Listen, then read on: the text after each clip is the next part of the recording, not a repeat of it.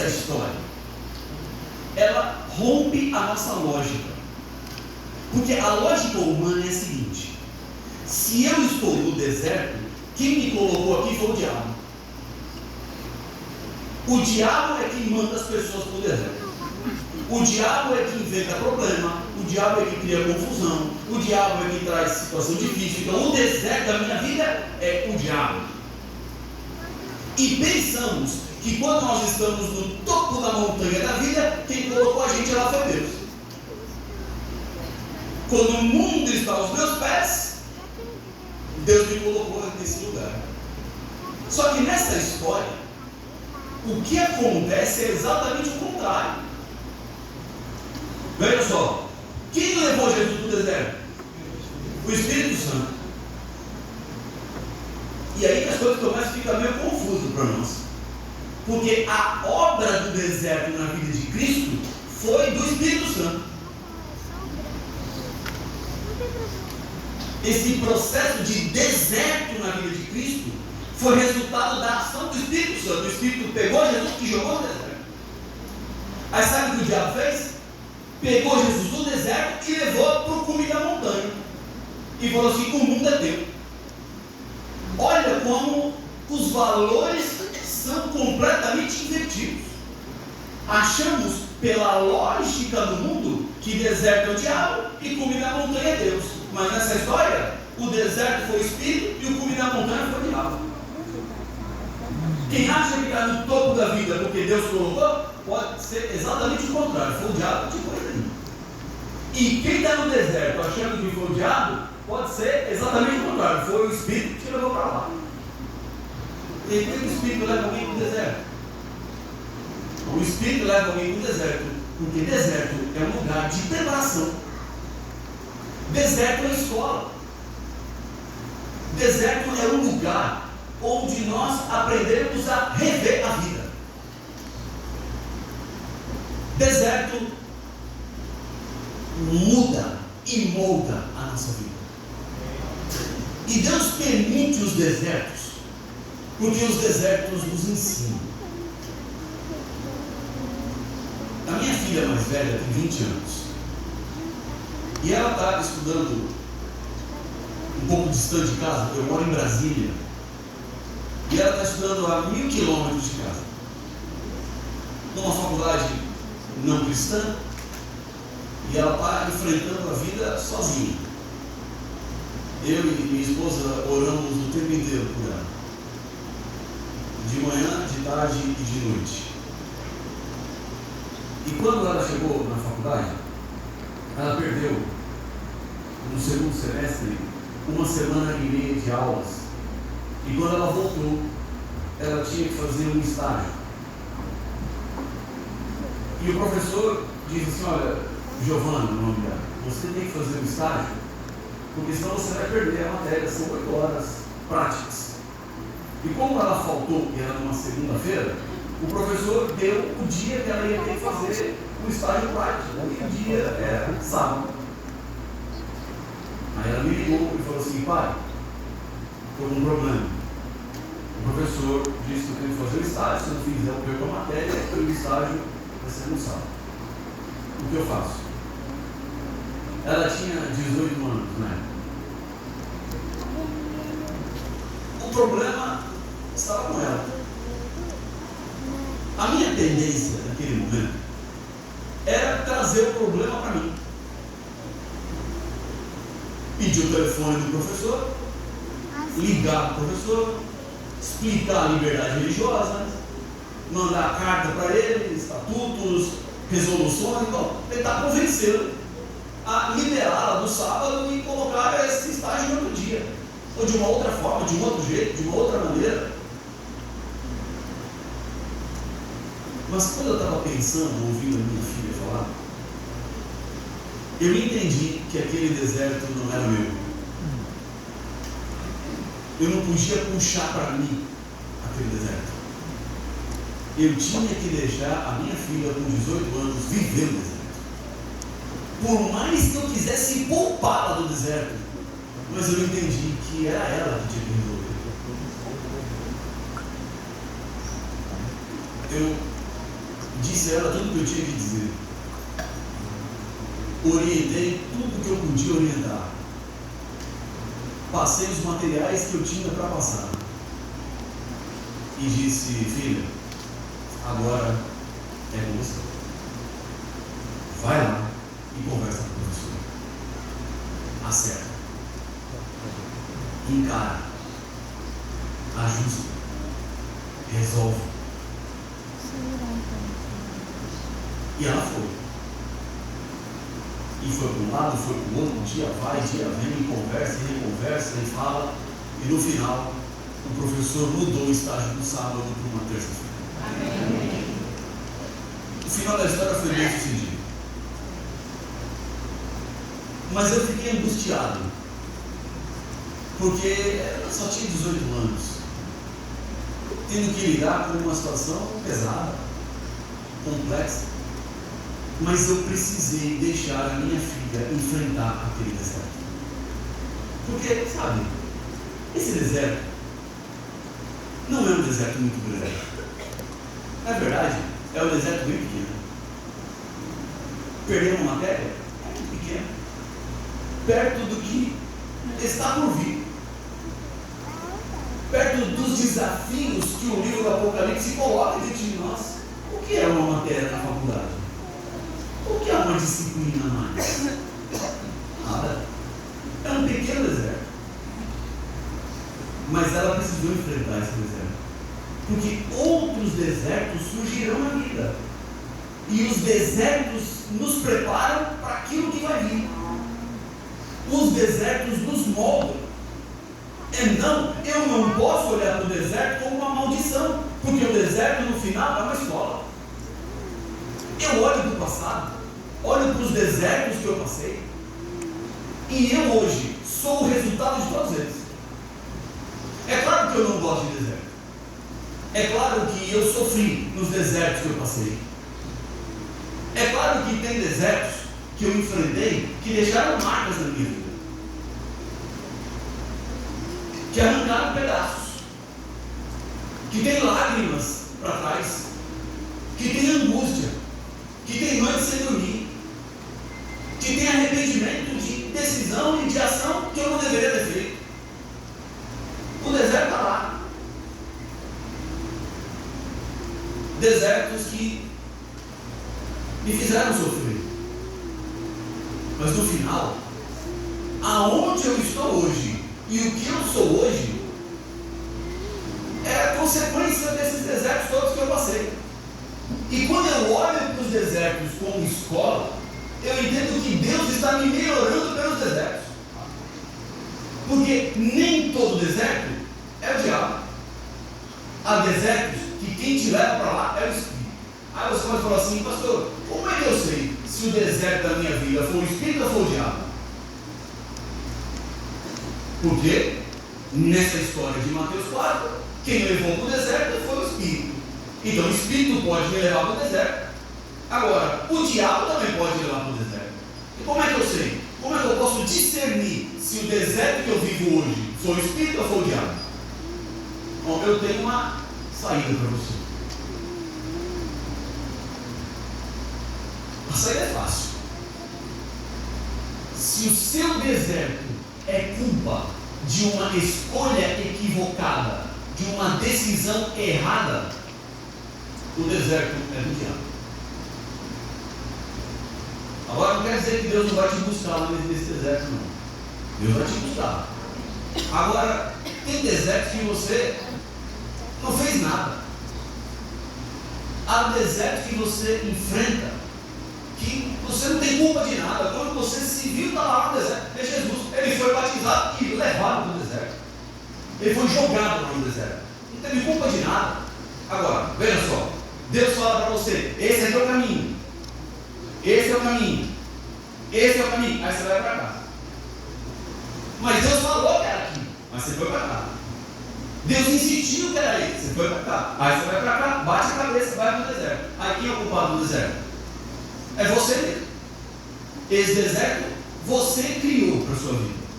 Você causou para a sua vida. Deus te dá a orientação, você faz errado, aí não dá para colocar a culpa agora que foi o Espírito que te levou para o deserto. Deus fala, não adulterará, você vai lá, adultera, se vê no meio do deserto. Olha o deserto que eu estou. Aí o deserto que você causou. Aí o deserto que você criou. Foi o deserto que você cavou para a sua vida. Porque se tivesse vivido de acordo com a lei de Deus, não estava nesse deserto aí. Então, existem desertos de diferentes naturezas. Se você escolheu errado, o deserto é culpa tua. Encare e enfrente o seu deserto. Todo deserto, escolha a sua ou o deserto que o Espírito te leva. É escola. É aprendizado. Então não amaldiçoe o deserto. Aprenda no deserto. Cresça no deserto. Melhore no deserto. Porque deserto é um local de preparação. Todas as vezes que eu me vejo no deserto, eu não amaldiçoo deserto algum. Mas eu olho para Deus e falo assim, Senhor, se eu estou nesse deserto, o que é que eu preciso aprender aqui? O que é que o Senhor tem para mim nesse deserto? Há algo que eu preciso aprender? O que o Senhor quer comunicar comigo nesse deserto? Porque no deserto nós aprendemos aquilo que não aprenderíamos em nenhum outro lugar. Por isso o deserto não é maldição. Terceira lição. O deserto cumpre sempre um propósito. Então, Deus não permite desertos em nossa vida simplesmente por permitir, seja por sua escolha equivocada ou porque Ele nos leva. Deus sempre tem um propósito no deserto. Sempre. Há algo para aprender, mas também Deus tem uma razão para te enviar. Deserto é um lugar onde nós conseguimos, por exemplo, ver o mundo de uma outra forma. Muda a nossa sensibilidade, nos faz ser mais humanos. Há um tempo atrás, eu fui visitar um amigo que estava morrendo literalmente no hospital. Desenganado. A medicina já não tinha mais o que fazer. A doença avançava praticamente ignorando os medicamentos. Era um jovem. E era triste ver a vontade dele de viver, mas ao mesmo tempo a ânsia da doença em matá-lo. Era uma luta. Eu fui até o hospital e aconteceu algo naquele dia que eu lembro até hoje. Eu entrei no quarto, ele estava sozinho, eu passei do outro lado assim da cama, eu fiquei desse lado aqui, a cama dele estava no púlpito, e do outro lado, do lado direito, estava o soro e os medicamentos que ele estava tomando. E eu fiquei do lado daqui, conversando com ele, e de repente teve troca de plantão. Aí entrou a nova equipe de enfermagem e a profissional que ia atender naquele horário entrou no quarto para ver como é que estava o soro, o medicamento, para fazer a conferência. Ela perguntou a mim e a ele, explicou que ia dar uma olhada como é que estava o medicamento, o soro, a quantidade e tal. E eu continuei conversando com ele. E ela estava aí com uma prancheta fazendo as anotações dela, ele na cama e eu do lado dela conversando. E quando ela entrou no quarto, ela deixou a porta aberta. Estávamos os três no quarto. E de repente, nós ouvimos um estouro, um estalo. Uma coisa bem simples, nada demais. Um estalo, ferro batendo no ferro. E os três olhamos para a porta. E passou um indivíduo numa cadeira de rodas. Ele estava com aquele suporte do soro na cadeira de rodas, e aquele suporte enganchou na cadeira de rodas e deu esse estalo. Foi só isso. Como deu um estalo, nós olhamos e passou a cadeira de rodas. Só isso. Alguém passou com uma cadeira de rodas na frente do quarto.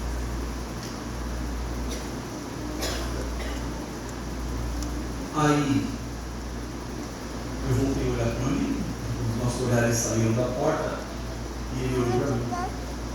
E ele me disse assim: Rafael, o meu sonho era levantar dessa cama numa cadeira de rodas. Esse foi o ponto da história. E naquela hora eu pensei: quem é que sonha com cadeira de rodas?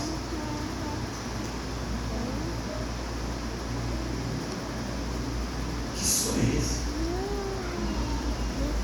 Eu em pé do lado daqui, pensando que cadeira de rodas seria um pesadelo. E ele me disse: meu sonho era poder sair dessa cama com uma cadeira de rodas. Porque preso a um monte de medicamento, fio, que ele estava, sombra, entrada. Cadeira de rodas significava para ele sair do hospital. Cadeira de rodas significava ir na rua, sentir o vento, a luz do sol. Sabe? Não foi possível. Porque dias depois a doença venceu e ele morreu. O sonho dele de sair do hospital, ainda que em cadeira de rodas, não aconteceu. Mas a lição para mim ficou: o deserto faz ver a vida de uma outra forma. Quem está no deserto enxerga tudo de outra maneira.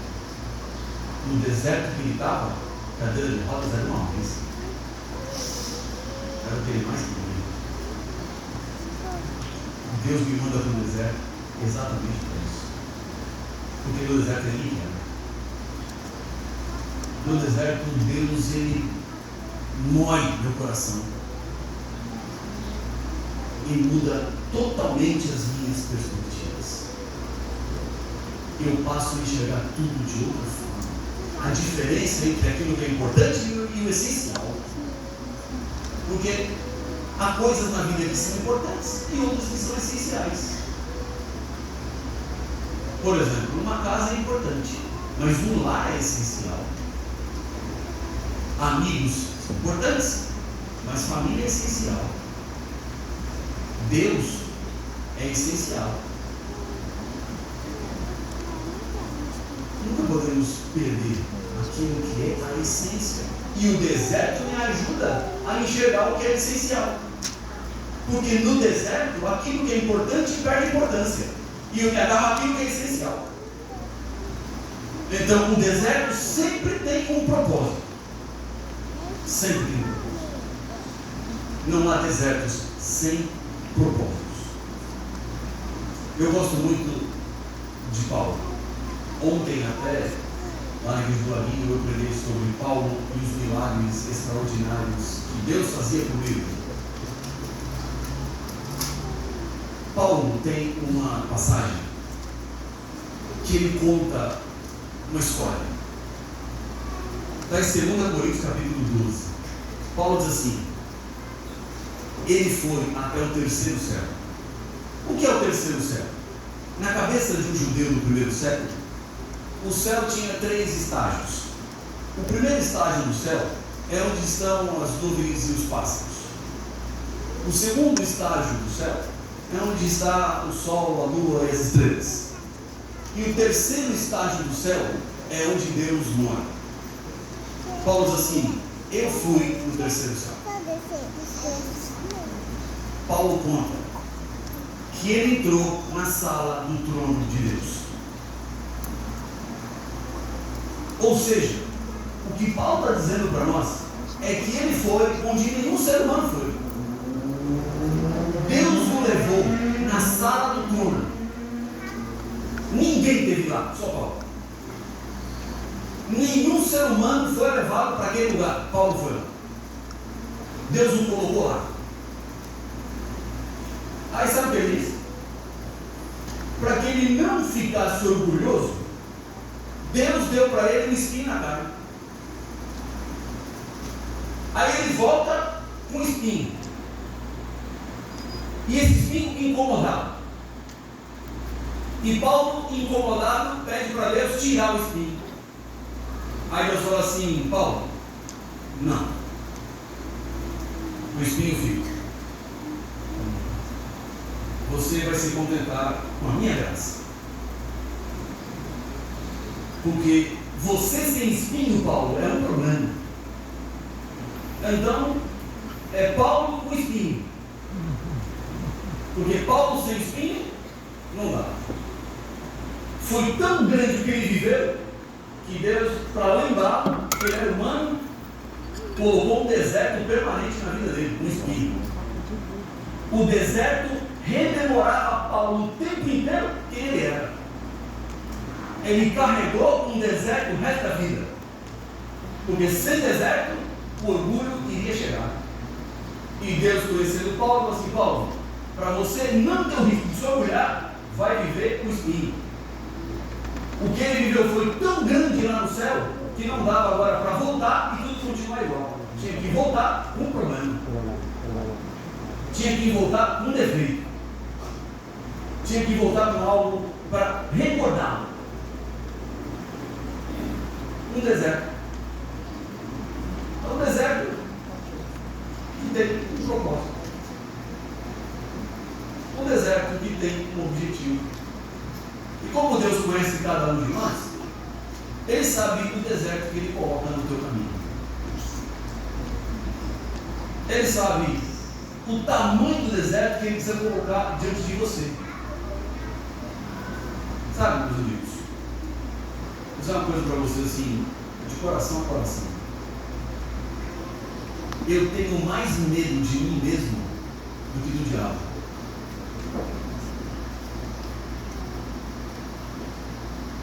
Entendeu? Eu quero dizer. Eu tenho mais medo do Rafael do que do diabo. Porque eu sei o tamanho do mal que eu posso fazer para mim mesmo. E eu posso fazer mais mal para mim mesmo do que o diabo. E você sabe que é verdade isso. Porque se o diabo pudesse, ele me pegava agora e me jogava embaixo do caminhão. Mas ele não pode. Mas eu posso me jogar embaixo do caminhão.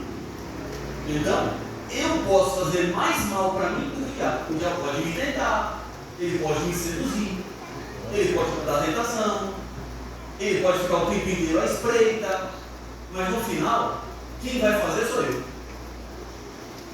Quem vai agir sou eu. Quem vai executar sou eu. Não é o diabo, eu não executo. Há momentos, e você sabe o que eu estou falando, que o diabo não faz nada. Nós fazemos tudo. Às vezes eu penso que tem dias que o diabo senta na cadeira e fala assim: rapaz, Rafael de novo hoje, ó, foi sozinho. Hoje não sei fazer nada. Hoje nem trabalhamos. Foi por conta. Porque o ser humano é assim. Então, se eu tenho que cuidar de algo, é de mim mesmo. Porque eu sei o mal que eu posso fazer para mim mesmo. Eu sei o tamanho do deserto que eu posso criar para mim mesmo. Ou o que eu posso fazer nos desertos da vida. Então, eu tenho que ter medo do diabo. Porque ele é sujo, é ardiloso. Mas eu preciso ter mais medo daquilo que eu vejo no espelho. Porque eu sei que eu sou terrível. E se eu não me controlar, eu faço mais mal para mim mesmo do que o diabo faria. Eu viro o diabo. Se a gente não se controlar. Então, é esse controle o tempo inteiro. Deus, ele sempre tem um propósito. No deserto te lembra disso. O deserto recorda. O deserto tem algo por trás. Última lição que eu tiro dessa história. Jesus, no deserto, em tentação com o diabo, ele nos mostra como devemos enfrentar o deserto. Jesus não ficou chorando no deserto, não ficou amaldiçoando o deserto, não ficou lamentando o deserto, mas ele enfrentou o deserto com a palavra. Tem gente que vive como vítima, ou com sentimento de autopiedade. Tira isso da sua vida. Ah, Deus não me ama, Deus não pode de mim, não é o meu deserto. Isso aí só vai fazer você se afundar ainda mais no deserto. Foi para o deserto? Fui. Está vivendo no deserto? Estou. Então agora encara o deserto, aprende no deserto, melhora no deserto e volta dele. Oh Deus. Agora, se ficar na vida do deserto, só fica mais tempo lá. Há pessoas que parecem que têm sina de viver em deserto e gosta de deserto. Tem gente que tem dependência de deserto. E Deus às vezes quer saber se você está disposto mesmo a sair do deserto. Um cego de nascença começou a gritar: Ei Jesus, filho de Davi, tenha misericórdia de mim. Aí Jesus olha para ele e fala assim: o que é que você quer que eu te faça? Aí alguém pode falar assim: pastor, que pergunta óbvia Jesus fez. Ele queria voltar a ver. Um cego pede misericórdia, quer voltar a ver. E por que Jesus pergunta isso para ele? Para ter certeza. Você quer voltar a ver mesmo? Você quer sair do deserto? Porque veja, aquele homem cego vivia da cegueira. Agora, voltando a ver, ele não ia poder mais viver da cegueira. Certo? Ele vivia pedindo esmola. Agora, se ele voltasse a ver, como é que ele pede esmola? Quem vê, não pede esmola. A vida ia mudar. O contexto já não ia mais ser o mesmo. Caiu alguma coisa aí? Todo mundo parou para ver o plano? Eu sei que vocês tentaram ser discretos, mas está todo mundo dando para você. Um copo d'água que virou aqui, nada de mim. Coisa bem simples. O pastor está limpando ali. Pronto. Bom, terminou. De nada. É que todo meu irmão entrou com pano, eu sei que o pessoal ficou preocupado. Alguém desmaiou? No deserto. Não, foi só um copo de água que virou. Pronto. Eu nem sei onde eu estava agora no sermão. O melhor deserto. Pessoa que sempre está no deserto. É isso aí. Tá bom. Eu recuperei. Recuperei, mano. Já recuperei o sermão. Tá bom, meu irmão. Então veja, o cego, Jesus precisava da confirmação dele. Você quer sair do deserto? Quer sair mesmo do deserto? Porque tem gente que curte o deserto e vive no deserto, sai do deserto. Aprenda a enfrentar o deserto como Jesus enfrentou. Ele foi para o deserto porque precisava ir para o deserto, preparou-se no deserto, enfrentou o deserto com o poder da palavra e voltou para o deserto. Então, não faça do deserto mais tempo do que o deserto é preciso ou necessário para a sua vida. Vá lá, aprenda, cresça, melhore e volte. E volte com o poder da palavra. O deserto mostra como o inimigo trabalha. Mas deserto, acima de tudo, é um lugar de dependência. Deserto é um lugar onde eu aprendo a depender de Deus. Porque no deserto as nossas ferramentas não funcionam. Os recursos naturais não estão disponíveis. Deserto é o lugar onde eu aprendo a depender. Onde eu preciso depender. Então,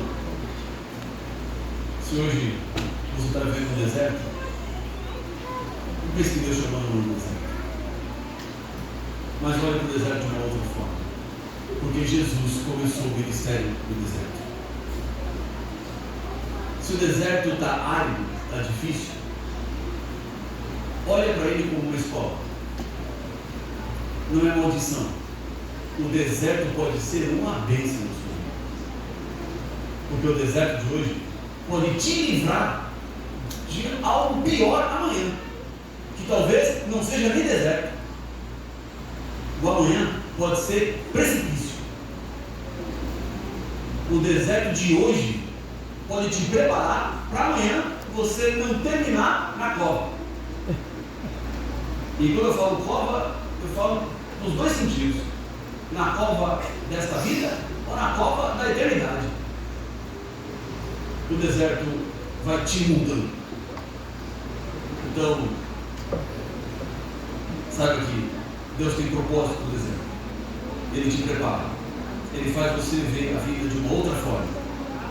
E Ele mostra como o deserto é o local onde você aprende a se conectar ainda mais com Deus, a depender ainda mais do Senhor. Eu quero convidar o quinteto para cantar uma última música.